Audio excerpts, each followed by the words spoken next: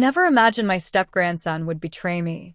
Our bond, formed over years of trust, affection, and shared memories, had seemed unbreakable. I had always treated him as my own, and in return, he had shown nothing but respect and admiration. To me, he wasn't just a step-grandson. He was a cherished part of my family, someone I watched grow from a child into a young man. There was never any reason to doubt his loyalty. But that trust, which had been built so carefully and lovingly over time, would soon be shattered in the most unimaginable way. It started when my daughter remarried. Her husband had a son, my stepson, who had his own child, my step-grandson. From the moment we met, I welcomed him into my life with open arms. I tried to be a good step-grandmother, someone he could rely on. Our relationship wasn't perfect.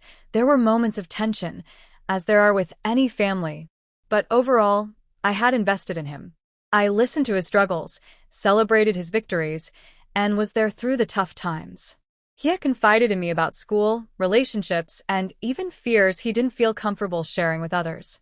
I thought I was the safe place for him, the person he could trust above all others. Little did I know, that trust would soon be betrayed in a way that would leave me questioning everything I thought I knew about our relationship. The bond we shared wasn't just superficial. It was deep, built on years of getting to know each other and learning to understand each other's needs and vulnerabilities. I remember the first time he had opened up about his troubles with his father, my stepson. He'd always been distant from him, and I could see the pain behind his eyes every time he spoke about it. I did my best to offer him guidance and reassurance, trying to bridge the gap between them. He had even told me that I was the only one who truly understood him, and I took that to heart. To me, he was family, and I had no reason to doubt that he felt the same way about me. As time went on, our relationship grew stronger. There were small moments of joy, watching him graduate high school, seeing him land his first job, and later, helping him navigate some of the challenges of adulthood. I was proud of him, genuinely so. He was like a son to me, and the thought that he might betray me never crossed my mind. I had invested so much emotionally in him, and I believed with all my heart that he appreciated that. But then things started to change. I began to notice subtle shifts in his behavior, ones that I initially shrugged off. He was becoming more distant, avoiding family gatherings, and when we did talk, his responses seemed forced, as if he was hiding something. I brushed it aside, thinking it was just the normal growing pains of a young adult figuring out his place in the world. After all, wasn't that what everyone said about the late teenage years? They become more independent, more withdrawn. I convinced myself that everything was fine, that these were just normal signs of maturity. However, the tension in the air was palpable. I started to feel a sense of unease whenever I was around him. There were moments when he would look at me in a way that I couldn't quite place, like there was something he wasn't telling me. It wasn't until later that I realized how foolish I had been to ignore the signs. The betrayal had been unfolding slowly, right under my nose, and I had been too trusting, too blinded by my love for him to see it. Looking back, there were so many little clues that now seemed so obvious.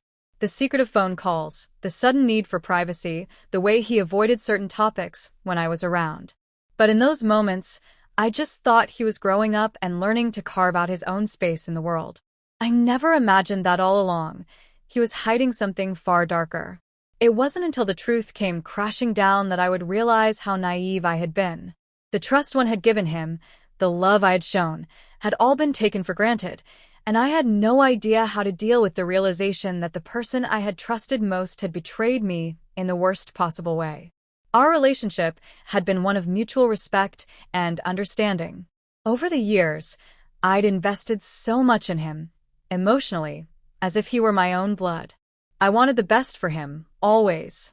He was my step-grandson, yes, but to me, he was so much more than that. I had seen him through some of the hardest moments of his life and had supported him in ways that I thought only a grandmother could. From his first heartbreak to the challenges he faced in school, I was always there, offering advice, a listening ear, or just a warm hug when he needed it most. He, in turn, seemed to appreciate my presence in his life. He would call me when he needed help or advice. He confided in me about things he couldn't share with his own mother or father. Those moments meant the world to me. I had no reason to believe that anything would come between us. To me, he was a part of my family and nothing could change that bond. I felt proud of the relationship we had built, one that was founded on trust, love, and shared experiences. But looking back, I realize now that the cracks were already beginning to form. It's hard to pinpoint exactly when things started to shift, but over time, I began to notice subtle changes in his behavior. He was withdrawing more, spending less time with the family, and becoming increasingly secretive. It wasn't just about the normal teenage rebellion or him figuring out his own identity. It felt like something deeper was happening. At first, I thought it was just a phase, a natural progression of him becoming an adult. But then there were moments that didn't sit right with me. I remember once when he was at our house for dinner. He seemed off, distant, barely engaging in conversation. I tried to talk to him about his plans for the future, something I knew he cared about, but he responded curtly, giving me short, vague answers. That wasn't like him. He'd always been open with me before, eager to talk about his ambitions and goals. But that night, he didn't seem interested in anything I had to say. I brushed it off, thinking maybe he was just tired or stressed out from work or school. Then there was the way he began to avoid me. I would send him texts or call to check in, but I'd either get no response or the conversation would be cut short. I couldn't understand it. Why was he pulling away? Was he angry with me?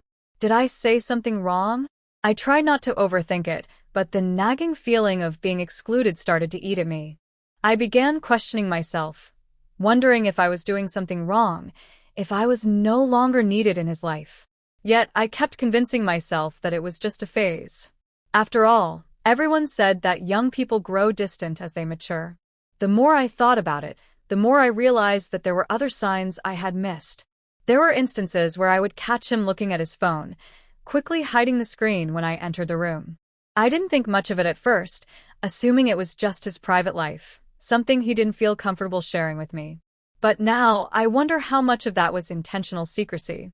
It's hard to admit, but I should have seen the red flags sooner.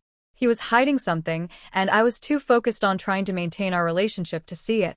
Despite these changes, I still held on to the hope that things would go back to normal. I convinced myself that his behavior was just a temporary phase, something he would grow out of. I didn't want to believe TH. The discovery of the betrayal came in a way I never could have predicted. It wasn't a confrontation or an explosive moment of truth. It was quiet, subtle, and absolutely crushing. I had been suspicious for weeks, but I hadn't yet put the pieces together. The final straw came when I found a message. It was accidental, as I stumbled upon it while helping him search for something on his phone. I didn't mean to invade his privacy, but what I saw sent shockwaves through my entire body. It wasn't a message from a friend or a family member. It was from someone else. Someone I never imagined would be involved. As I read the exchange, my heart began to race, and I felt a cold rush of betrayal wash over me. The words between them were intimate, personal. There was no doubt in my mind that something far beyond a simple friendship was going on. The person on the other side of those messages was someone I considered family, someone I trusted implicitly. I couldn't wrap my mind around it at first. I felt a wave of nausea. How had I missed it? How had I allowed myself to be so blind? The message revealed more than just an affair. It revealed a complete breakdown of the relationship I thought we shared. My step-grandson, the young man I had watched grow up, had been carrying on a secret relationship with someone in our family. The shock of it nearly took my breath away. I kept rereading the messages, hoping they would somehow make sense in a way that didn't completely shatter everything I believed in. But there was no misunderstanding it. The language between them was too clear. He had betrayed my trust, and worse, he had done so with someone I would have never expected. My emotions were a confusing whirlwind: anger, sadness, betrayal, confusion. I could barely process what I had discovered.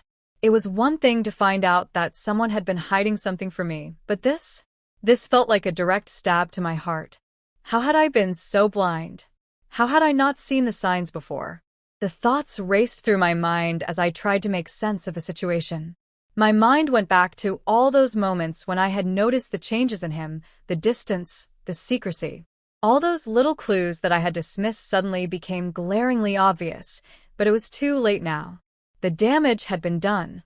I spent hours trying to calm myself down, trying to reason with the chaos inside me.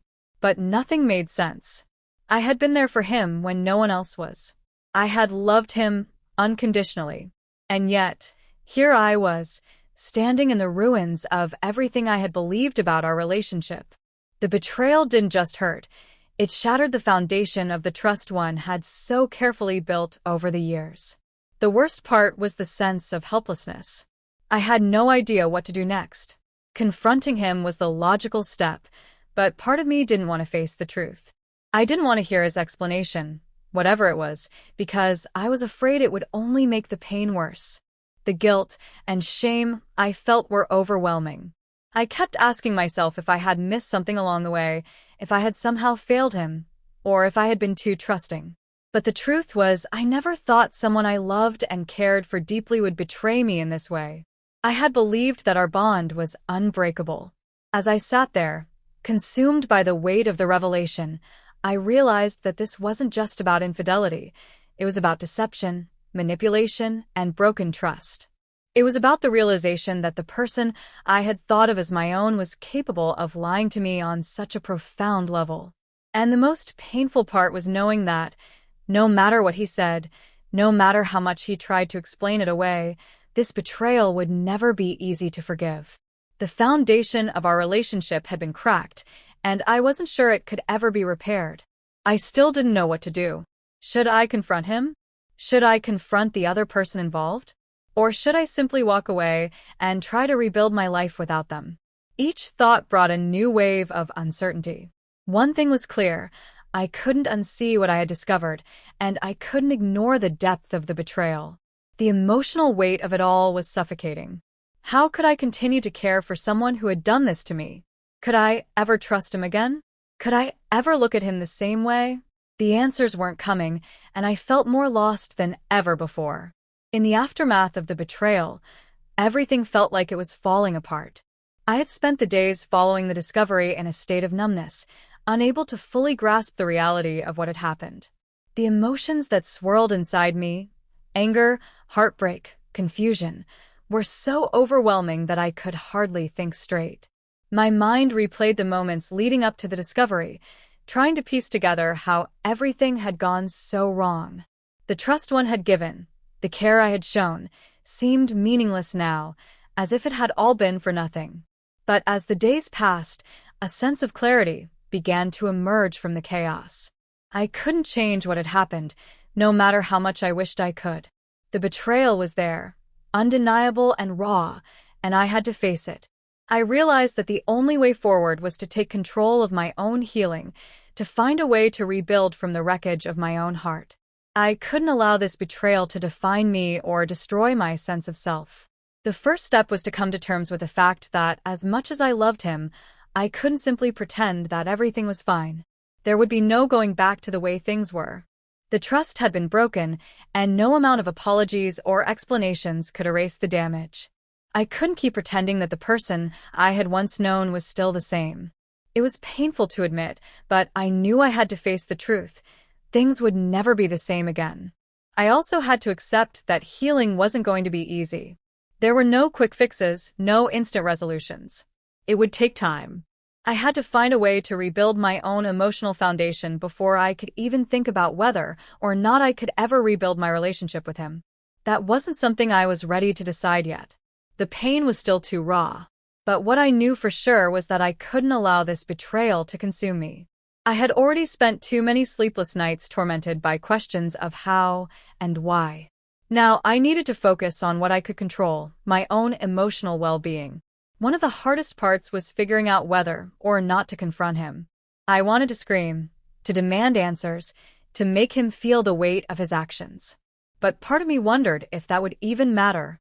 What could he possibly say that would justify what he had done? He had crossed a line that couldn't be erased with words. I realized, in the end, that the confrontation wouldn't bring me the closure I needed. It would only reopen wounds I was still struggling to heal. I couldn't change what had happened by confronting him, but I could change how I moved forward with my own life.